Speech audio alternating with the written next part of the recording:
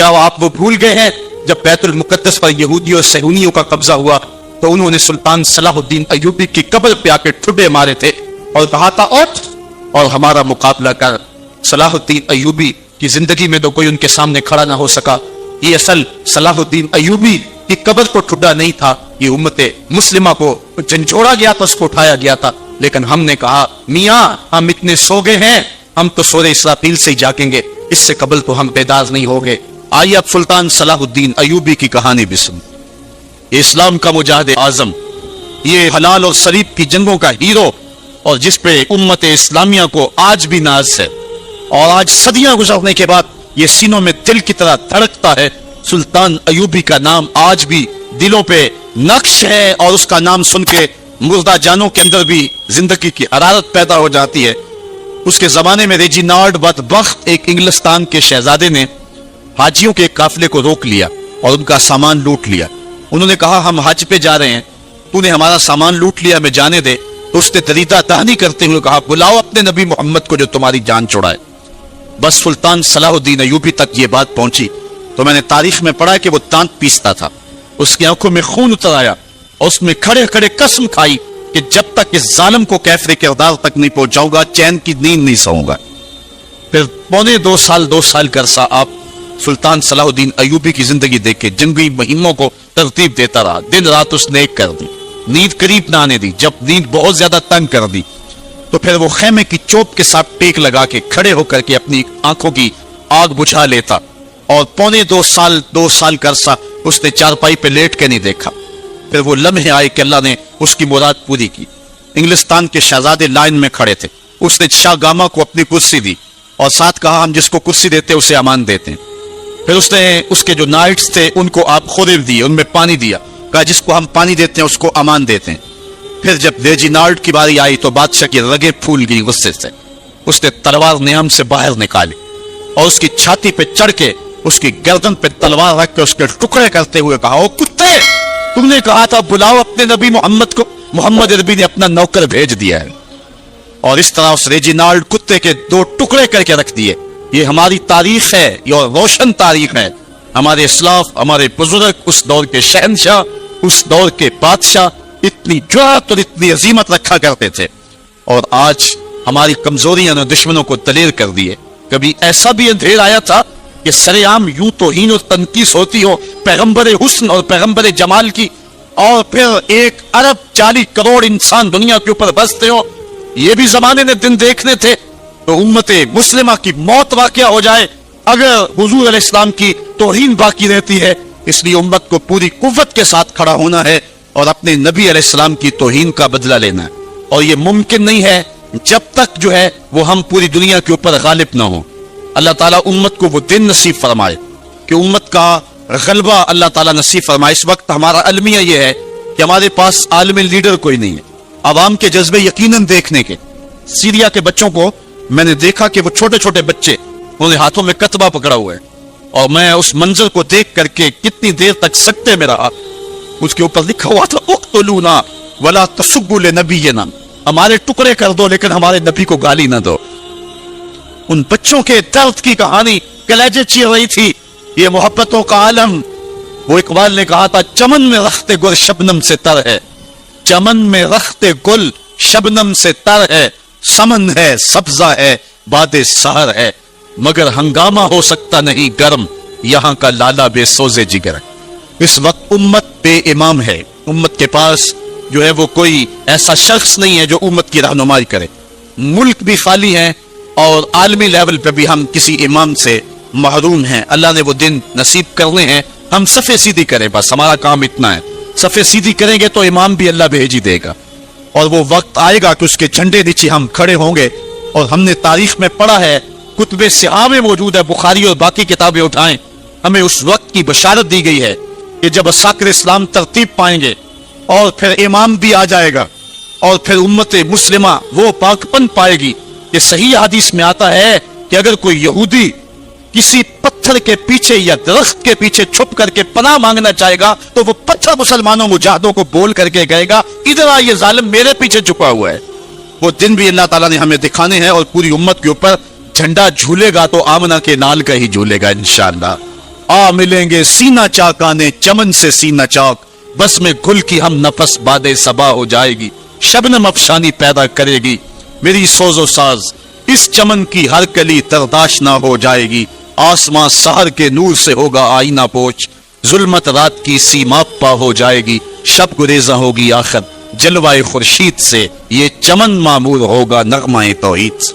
वो वक्त इंशाल्लाह आने वाला है, बस हमारा काम सफ़ें सीधी करनी है और सफ़ों को तरतीब देना है, अपने जज्बों को मरने नहीं देना है, और ये जज्बे अपनी नस्लों में भी मुंतकिल करने हैं, और अपनी नस्लों को बिठा करके हुजूर की अजमत की कहानी पढ़ा के जाना है हमने।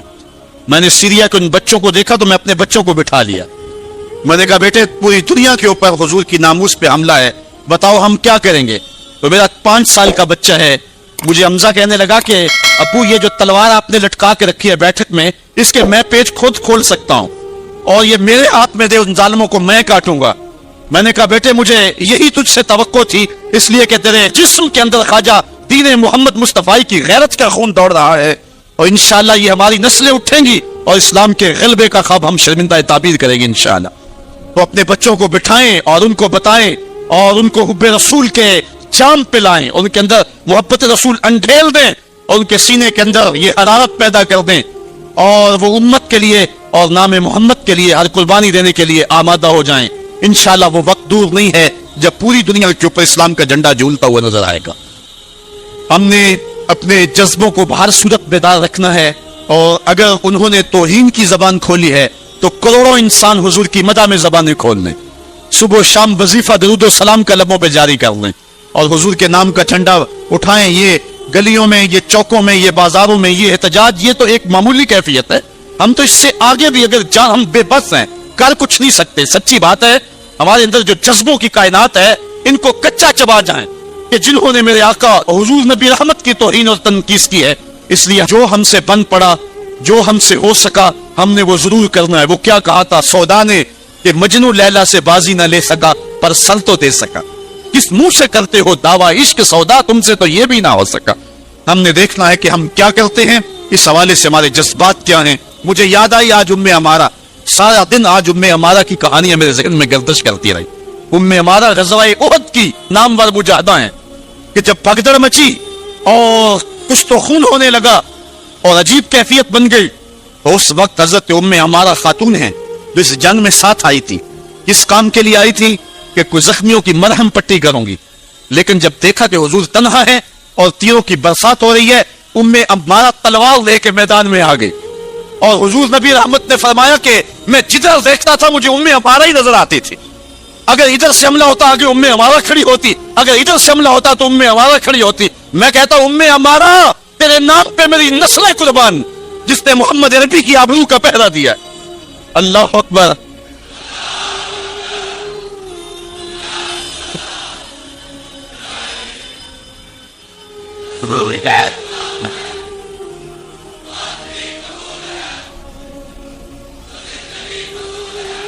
तुम्हारे जज्बे सच्चे हैं इंशाल्लाह। शायद मगरब को भूल हो गई है।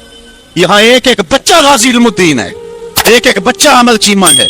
ये सादतमंदियों का सफर है। ये मगरब को भूल हो गई है, उसने किस कौम को छेड़ा है। इनकी गैरत मरी हुई नहीं है, उन्होंने कचौके दिए, जख्म दिए, उम्मत को मुआशी बुरहान में मुब्तला कर दिया। रोज पेट्रोल के बम हमारे ऊपर गिरते हैं, लेकिन हम कभी मैदान में नहीं आए। लेकिन सारे मामलात के अंदर हम कंप्रोमाइज कर सकते हैं, कमजोरी भी दिखा सकते हैं। अगर इस उन्वान से हम कमजोरी दिखाएं, हमारा बचता ही कुछ नहीं है। हमारा सब कुछ नाम मोहम्मद है। हमने हर दौर में तकदीस रिसालत के लिए वक्त की तेज हवाओं से बगावत की है। छोड़ के सिलसिलाए रस्म सियासत का फसूं, बस एक नाम मोहम्मद से मोहब्बत की है। हमने अहद गुलामी करना है हुजूर अलैहिस्सलाम के नाम से, और इंशाअल्लाह ये हमारी सादतमंदी है। वरना हमने वो जमाना भी देखा है जिस जमाने में कोई ऐसा मुतनफ़्फ़िस नजर नहीं आता था जो हुजूर के नाम का झंडा उठाए। ये तातारियों का दौर है, जब बगदाद को उजाड़ा गया, उम्मत के सर काटे गए, और ये हाल था कि मंगोल सरदार ने कहा किसी मुसलमान का सर लाओ, अपने फौजियों को कहा नहीं तो तुम्हारा सर काट के लगाएंगे। एक मीनार तामीर करना है खोपड़ियों का, और फिर मुसलमानों का पता ढूंढते हुए लोग हाथ में पैसे लेके घूमते थे कि किसी मुसलमान का पता दे दो, उसका सर काटें हम। लेकिन मुसलमान मिलता नहीं था, काट दिए गए। दजला 3 दिन तक खून बन के बहता रहा। ये हमारी तारीख है बगदाद की। और फिर दजला का बंद तोड़ दिया गया। जो लोग तहखानों में छुपे थे 1.25 लाख लाशें हमने वहां से डर निकाली। फिर वो लम्हे आए कि कोई ऐसा मुतनफ़्फ़िस नजर नहीं आता था जिसके हाथ में इस्लाम का झंडा हो। तो एक मंगोल सरदार ईसाई हो गया, उसने एक ईसाई पादरी को बुलाया और कहा कि अपने मजहब की तबलीग कर ताकि कुछ लोग और भी हमारे हम नवा हो जाए। उसने कसम पुरसी के सालम में कि अब कोई शख्स नहीं है जो इस्लाम का नाम लेवा हो, तो अपने खुद से बातनी का इजहार कर दिया और पैगंबर हुस्न जमाल हुजूर नबी रहमत की तौहीन और तनकीस का आगाज किया।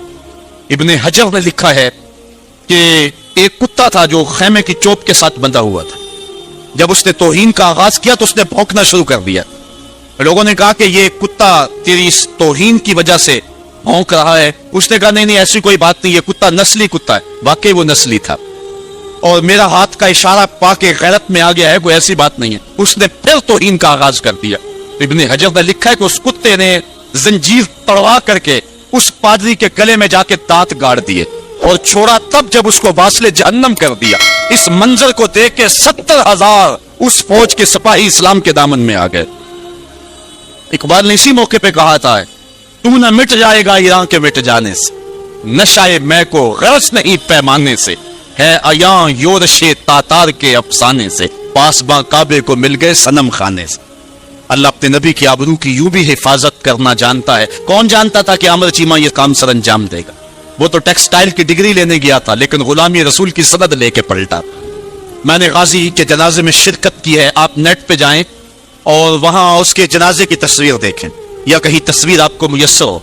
जनाजा लोगों की उंगलियों पे है, भारी ताबूत और उसके अंदर उसका जस्द अतहर, लेकिन हाथों पे नहीं है, आपको उंगलियों के पोरों पे नजर आएगा। और ऐसे मनाजर भी देखने वालों ने देखे कि रश की वजह से लोग नीचे से हट भी जाते और वो फिर भी हवाओं में तैरता रहता। आप जाके देख ले, मैं कोई हवा में बात नहीं कर रहा, बिल्कुल उंगलियों के पोरे पे मैं खुद शामिल था और मेरी समझ में उस वक्त बात नहीं आती थी कि ये क्या माजरा है, इतना भारी संतूक और उंगलियों के पोरों पे। फिर एक दिन हज़रत साद बिन मुआज की कहानियां पढ़ रहा था कि उनका जनाजा बड़ा हल्का था। तो पूछा गया तो फरमाया कि साद के जनाजे को सिर्फ इंसान ही जो है वो कंधा नहीं दे रहे, फरिश्ते भी कंधा दे रहे हैं। गाजी का जनाजा ऐसे हवा में तैरता था जिसका पानी पे कश्ती तैरती। मैंने खुद गाजी की कब्र की पांती पे एक सैयदजादे को रोते देखा और वो क्या रहा था, रब्बा मैं तेन ये नहीं कहता मैनू आमिर चीमा बना, मैं कहना दे कदमा दी मिट्टी ही बना दे। ये सादत मंदी की मौत है, ये खुश नसीब लोगों की जिंदगी है और मुसलमान इसको एजाज समझता है। इस पूरे हाल में कोई एक शख्स भी नहीं होगा कि जिसके दिल में ये आरजू ना हो कि मैं हुजूर के नाम पे कुर्बान हो जाऊं। एक एक शख्स के सीने के अंदर, मैं समझता हूं मेरा ही सीना है, लेकिन नहीं, हर शख्स का सीना यही है और हर शख्स के अंदर के जज्बात ये, यार ये दवा क्या है जिंदगी में हुजूर के बगैर, सब कुछ हुजूर ही है और हमारी जिंदगी का सबसे कीमती असासा हुजूर की जाते सतुदा सिफात। आपको जुम्मतुल मुबारक को जो कल दी गई इसमें भरपूर शामिल हो, जहां जहां से आए हैं वहां जो जुलूस हो भरपूर शामिल हो, लोगों को तरगीब दें और इसको जो है वो बहुत बड़े साइज के अंदर जुलूसों को मुनाकिद करें ताकि मगरब को पैगाम जाए कि ये थके हुए, मांदे हुए, हारे हुए, ये जो है वो मुआशी बहरानों के पिसे हुए लोग जब भी अपने मन का सौदा करते तो बाजार मुस्तफा में ही करते, उनको पैगाम जाए और हमारी नस्लों के अंदर भी ये जज्बे जागे, अपने बच्चों को भी उंगलियों से ला करके जो है वो इन जुलूसों के अंदर ले करके आए और इस सादत मंदी के सफर के अंदर उनको भी शामिल रखें ताकि उनके अंदर भी ये जज्बे बेदार हो कि मोहम्मद से वफा तूने तो हम तेरे हैं, ये जहां चीज है क्या लौहो कलम तेरे।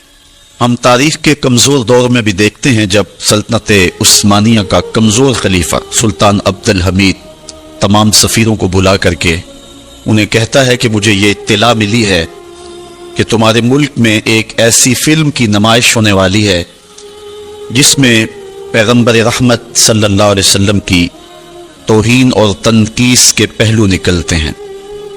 तो उन्होंने कहा कि हम इसका कल जवाब देंगे। अगले दिन उन्होंने दरबार में हाजिर होकर के कहा कि उस फिल्म के लिए टिकटें तकसीम हो चुकी हैं और उसको रोकना मुमकिन नहीं है।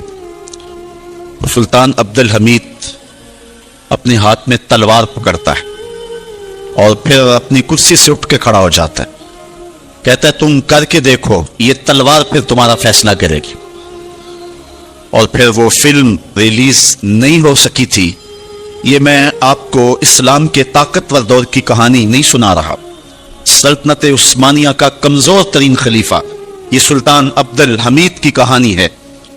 ये हमारे दौरे जवाल की कहानी है और उनमें ये हिम्मत ना हो सकी اور جو ہمارا ماضی ہے وہ تو اس حوالے سے اتنا شاندار ہے. ہمارے اسلاف، ہمارے بزرگ اور اس دور کے حکمران حضور علیہ السلام کی آبرو کا جس انداز سے پہرا دیتے رہیں، اور اہل علم نے جس بانک پن کے ساتھ اس زمانے میں فتوے دیے تھے، ہم بہت کچھ برداشت کرتے آئے ہیں اور بہت معاملات کو ہم جو ہے وہ سہنے کی سکت بھی اپنے اندر پاتے ہیں. لیکن یہ بات ذہن میں رکھے کہ ہمارے اندر یہ طاقت نہیں ہے کہ ہم حضور کی توہین کو برداشت کر لیں.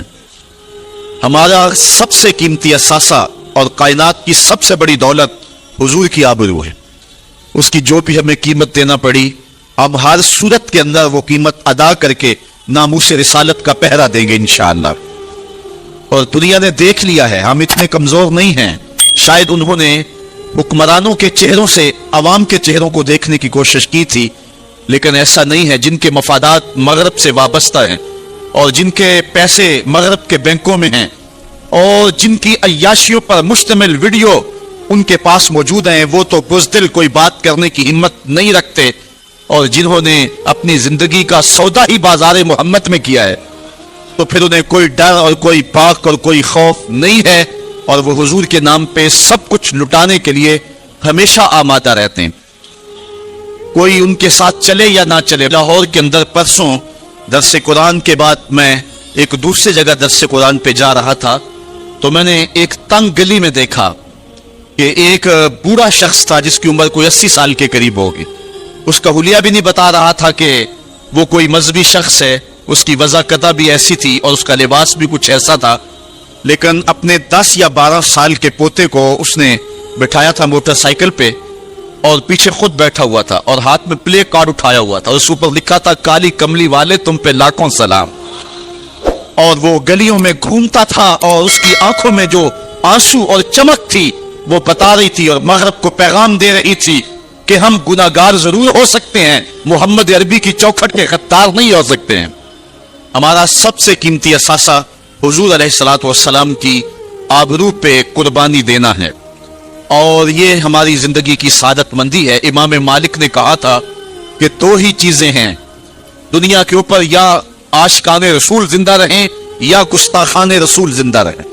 دونوں ایک ساتھ زندہ نہیں رہ سکتے ہیں. اور اب وہ وقت آ گیا ہے کہ ہم پوری قوت کے ساتھ کھڑے ہو کر کے اس بات کا اعلان کریں اور پوری امت سیسا پلائی ہوئی دیوار بن جائے اور امت کا ایک ایک بچہ غازی علم الدین شہید بن جائے، غازی عامر چیمہ بن جائے، مغرب کی وادیاں بھی گونج اٹھے اور مشرق کے دیواروں در بھی گونج اٹھے اور جدھر ہی کان لگائے میرے محمد عربی کے قصیدے ہی سنائی دیں. کائنات کا ایک ایک گوشہ حضور کے نام پہ قربان کرنے کا ہم عزم کریں اور پھر اس کی جو بھی قیمت ادا کرنی پڑے ہمارے لیے جو ہے وہ بالکل ادنا قیمت ہے. میرے امام نے کہا تھا آج بھی بریلی کی گلیوں سے صدا آتی ہے، کروں تیرے نام پہ جاں فدا، نہ ایک جاں 2 جہاں فدا، 2 جہاں سے بھی نہیں جی بھرا، کیا کروں کروڑوں جہاں نہیں. کہتے حضور میں آپ کے نام پہ جان وارت ہوں. پھر کہا ایک جان کیا میں سارا جہان وارت ہوں.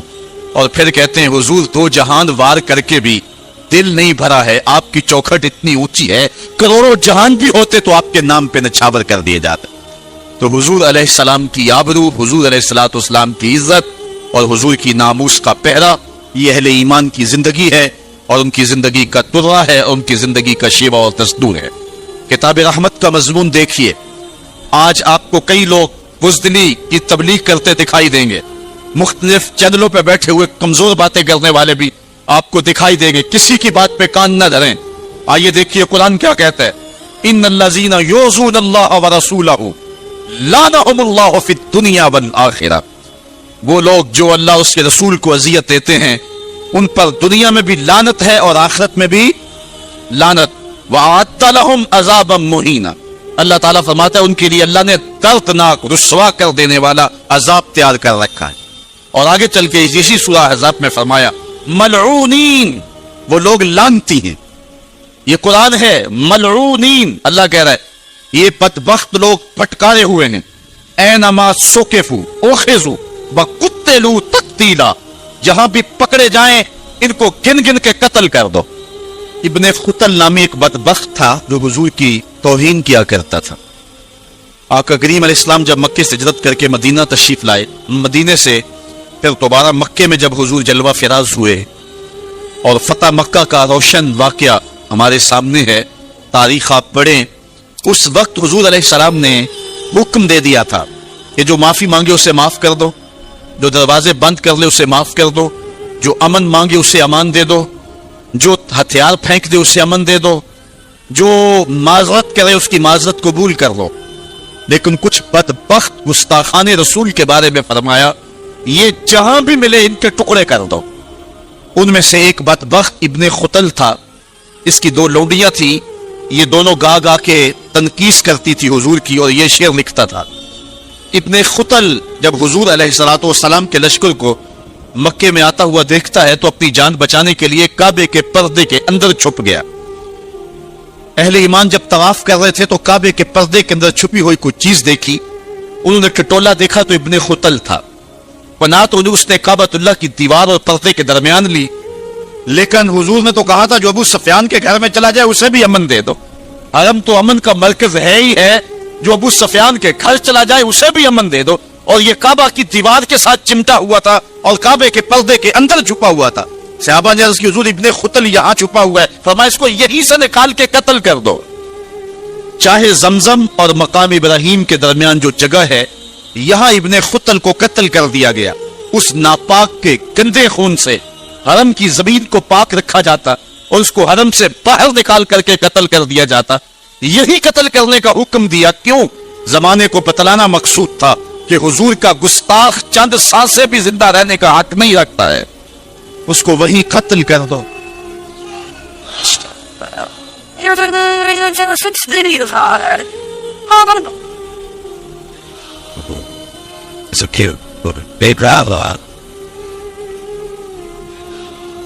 آج ہم یاد کرتے ہیں سلطان صلاح الدین ایوبی، آج یاد آتا ہے سلطان نور الدین زنگی، جنہوں نے نام محمد پر اپنا سب کچھ وار دینے کا عزم کر رکھا۔ دنیا پہ کتنے حکمران آئے ہیں، آج دنیا ان کا نام بھی نہیں جانتی، لیکن کیا وجہ ہے کہ سلطان ایوبی کا نام لبوں پر آئے ادب سے پلکیں جھک جاتی، عقیدت اور احترام کے جذبات سینے میں پیدا ہوتے۔ کیوں؟ اس لیے کہ حضور علیہ السلام کے نام پر اس نے وفا کی ہے، اور یہ رب کا وعدہ ہے کہ جو میرے رسول سے وفا کرے گا پھر اس کو میں مرنے نہیں دوں گا۔ اقبال نے اپنا سارا فلسفہ شعر میں نچوڑا ہے کہ محمد سے وفا تو نے تو ہم تیرے ہیں، یہ جہاں چیز ہے کیا لوح قلم تیرے۔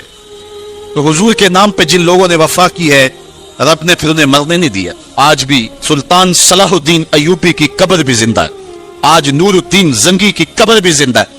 اچھا یہ بات میں بتاؤں کہ حضور علیہ السلام کے گستاخوں کے ساتھ نپٹنا یہ ہر شخص کے بس کا روگ بھی نہیں، یہ ڈیوٹی بھی رب کی طرف سے ہوتی ہے، اور رسول اللہ جس کو پسند کریں اس کی ہی یہ ڈیوٹی لگاتے ہیں، ورنہ کس کے سینے میں یہ آرزو نہیں مچلتی؟ جب راجپال نے توہین کی تھی تو کون نہیں چاہتا تھا کہ اس کی گردن کاٹو، لیکن سعادت مندی نصیب ہوئی تو غازی علم الدین شہید کو نصیب ہوئے۔ علامہ اقبال علیہ رحمہ نے کہا تھا جنازے میں کیسی گلہ ہی کردے رہ گئے، ترکھانہ دا منڈا نمبر لے گیا۔ حضرت پیر جماعت علی شاہ رحمۃ اللہ تعالی علیہ نے کہا تھا غازی علم الدین کے جنازے پہ گردن جھکائے چل رہے تھے، آنکھوں میں آنسو تھے۔ 6 لاکھ لوگ حضرت غازی علم الدین کے جنازے میں شامل ہوا تھا۔ سید دیدار علی شاہ صاحب جب جنازہ پڑھانے کے لیے کھڑے ہوئے تو غچ کھا کے گر پڑے۔ بعد میں جب اٹھے اور جنازہ پڑھایا تو کسی نے کہا حضرت آپ نے بڑے بڑے جنازے پڑھائے ہیں، کبھی یہ کیفیت آپ کی ہوئی نہیں ہے۔ فرمایا جنازے بڑے پڑھائے ہیں لیکن کبھی حضور کا دیدار نہیں ہوا ہے۔ آج پہلی بار یہ موقع ملا، ادھر جنازہ پڑھانے لگا، ادھر آمنہ کا لال بھی سامنے تھا۔ حضرت پیر امیر ملت علیہ رحمہ گردن جھکائے چل رہے تھے تو آپ نے کہا لوگوں میں نے بڑے بڑے بادشاہوں کی کہانیاں پڑھی ہیں، میرے دل میں کبھی یہ امانگ نہیں جاگی کہ فلاں بادشاہ میں ہوتا۔ جو فقیر ہوتا ہے وہ خود ہی شہنشاہ ہوتا ہے، اس لیے اس کے دل میں یہ آرزو کیوں پیدا ہو کہ وہ بادشاہ ہو، وہ خود ہی شہنشاہ ہوتا ہے۔ کہتے میں نے بڑے بڑے پہلوانوں کے تذکرے سنے ہیں، میرے دل میں یہ امانگ بھی نہیں جاگی کہ فلاں پہلوان میں ہوتا۔ اور پھر فرمانے لگے لوگوں میں نے بڑے بڑے ولیوں کے تذکرے سنے، میں نے کبھی یہ آرزو بھی سینے میں نہیں پائی کہ فلاں ولی میں ہوتا۔ لیکن آج غازی علم الدین کا جنازہ لوگوں کے کندھوں پہ جا رہا ہے، میرے دل میں آج یہ انگڑائیاں جذبات لے رہے ہیں، کاش آج اس چارپائی پہ جماعت علی شاہ ہوتا۔ یہ آرزو، یہ تمنا، یہ خواہش میرے دل میں انگڑائیاں لے رہے ہیں۔ یہ سعادت مندیاں ہیں، یہ خوش نصیب لوگوں کا مقصوم ہے، اور یہ مقدر والے لوگوں کو سعادت مندی نصیب ہوتی ہے۔ یہ یہودی یہ شروع سے پیغمبر حسن و جمال حضور علیہ السلام کی توہین و تنقید کو شعار زندگی رکھتے ہیں، تو ایک زمانے میں انہوں نے سازش کی اور آقا کریم کے روضہ اطہر سے حضور کے جسد اطہر کو چرانے کی سازش کی، اور جس کی حفاظت میرا رب کرے کون اس محبوب کا بال بیکا کر سکتا ہے۔ یہ جو کچھ ہو رہا ہے یہ ہمارا امتحان ہے، ورنہ جس کے سر پہ وارا فانا لاکا ذکر کا تاج میرے رب نے رکھا ہے، بھلا اس کی شان کو کوئی گھٹا سکتا ہے؟ جدا ذکر خدا بلند کرے کیڑا جمعہ حسن بند کرے، اس ذکر دا حافظ آپ خدا پڑھو لا الہ، خود اللہ حفاظت کرنے والا ہے ذکر کی۔ یہ تاج رب نے محبوب کے سر پہ رکھا ہوا ہے، اس لیے چاند کی طرف منہ کر کے تھوکنے سے چاند کی نوری کرنوں کو میلا نہیں کیا جا سکتا۔ تھوکنے والے کا اپنا منہ گندا ہوگا، لیکن چاند کل بھی روشن تھا، چاند آج بھی روشن رہے گا۔ مدینے والے چاند کی عظمتوں کو کوئی گہرا سکتا ہی نہیں ہے، کیونکہ جس کے سر پہ وارا فانا لکا ذکر کی چادر میرے رب نے تان دی ہے، اس کی عظمتوں کو کوئی گھٹا سکتا ہی نہیں ہے۔ یہ امتحان ہمارا ہے، یہ آزمائش ہماری ہے۔ اللہ اکبر۔ تو میں نے کہا کہ یہ سعادت مند لوگوں کا مقصوم ہوتا ہے، تو اس زمانے میں کچھ بد نصیب یہودیوں نے یہ سازش کی کہ حضور کے جسد اطہر کو روضہ انور سے نکال لیا جائے، اور پھر باقاعدہ انہوں نے 2 اشخاص کو وظائف پڑھا کر کے، داڑیاں رکھوا کر کے، جبہ و دستار پہنا کر کے مدینے میں بھیجا، صوفیاء کے، نیکوکاروں کے، علماء کے، زاہدین کے روپ میں، اور انہوں نے وہاں ایک جگہ کرائے پہ لے لی اور اپنی کارروائی کا آغاز کر دیا۔ وہ اپنے کمرے کے اندر سرنگ کھودتے اور روزانہ مٹی نکالتے، اور رات کے اندھیرے میں بقی کے قبرستان میں قبروں کے اوپر مٹی ڈال کے آ جاتے، اور سارا دن تسبیح لیے اللہ اللہ کرتے رہتے۔ لوگ کہتے کہ یہ تو بڑے صالح لوگ ہیں، اور پھر لوگوں کو خیرات بھی کرتے، لیکن کارروائیاں اور انداز یہ تھا، لباس خضر میں راہزنی کر رہے تھے، اور یہ ڈاکو اور یہ راہزن لٹیرے ایک بہت خطرناک مہم پہ آئے ہوئے تھے۔ جب وہ بالکل قریب پہنچ گئے، اور ایک روایت میں آتا ہے کہ حضرت عمر کے پاؤں کا انگوٹھا بھی ننگا ہو گیا، حضور علیہ السلام سلطان نور الدین زنگی کو خواب میں ملے، اور ان کی شکلیں دکھائی کہ یہ 2 موذی مجھ کو تکلیف دے رہے ہیں۔ تو سلطان فوراً اٹھا اور کہا مدینے میں کوئی غیر معمولی واقعہ ظہور پذیر ہوا ہے، اور اس نے جلدی سے کچھ سواروں کو اپنے ساتھ لیا اور کچھ خزانہ ساتھ لیا، اور فوجوں کو حکم دیا کہ وہ تیار ہو کر کے جلدی میرے پیچھے آئیں۔ مدینے میں پہنچ کر کے اس نے دعوت عام کر دی اور لوگوں کو کہا کہ آؤ میرے دسترخوان نعمت سے کھاؤ، اور لوگوں کو خیرات کرنے لگا۔ سارا مدینہ اس کے پاس آیا، لیکن جو شکلیں اس نے دیکھی تھی اس کو وہ نظر نہ آئی۔ وہ بار بار پوچھتا تھا کوئی رہ تو نہیں گیا؟ لوگوں نے کہا کہ نہیں، سارے جو ہیں وہ آپ سے خیرات لے گئے ہیں۔ ہاں 2 شخص ایسے ہیں کہ جو بہت بڑے سخی ہیں، ان کو تو ضرورت ہی نہیں آپ کی دہلیز پہ آنے کی۔ بادشاہ نے کہا مجھے دکھاؤ وہ کون ہے۔ بادشاہ کو شک گزرا یہ وہی تھے۔ جب سامنے آئے تو بادشاہ نے فوراً پہچان لیا، کہا کہ میں تمہارے ڈیرے پہ جہاں تم رہتے ہو وہاں جانا چاہتا ہوں۔ بادشاہ تفتیش کرنا چاہتا تھا، جب دیکھا تو تسبیحیں لٹکی ہیں، مصلے بچھے ہوئے، قالین بچھے ہوئے ہیں۔ تو بادشاہ مصلہ اٹھایا، قالین اٹھایا تو نیچے پھٹا تھا، جب پھٹا اٹھایا تو نیچے سرنگ تھی۔ پھر بادشاہ نے ان کو جانوروں کے پیچھے بندھوا کر کے چروا دیا، اور میں نے تاریخ میں پڑھا سلطان نور الدین زنگی مدینے کی گلیوں میں پھر اس کے بعد روتا پھرتا تھا، اور اس کی آنکھوں میں آنسو تھے، اور کہتا تھا یا رسول اللہ تمہاری مہربانی کہ یہ ڈیوٹی میرے ذمہ لگائی ہے، ورنہ کائنات بھری پڑی تھی، یہ سعادت مندی میرا مقدر کہ اس نوکری کے لیے مجھے منتخب کیا ہے۔ اور پھر اس نے روضہ رسول کے ارد گرد جو ہے جہاں تک پانی آتا ہے وہاں تک جو ہے اس نے جو ہے زمین کھدوائی اور سیسا پگھلا کے اس کے اندر ڈال دیا کہ دوبارہ قیامت تک کوئی موذی اس کی جرت نہ کر سکے۔ تو روضہ رسول کے ارد گرد وہ سیسا پلائی ہوئی دیوار ہے جس کو کھودا نہیں جا سکتا۔ یہ سلطان نور الدین زنگی کی زندگی کا یہ انوکھا باب ہے۔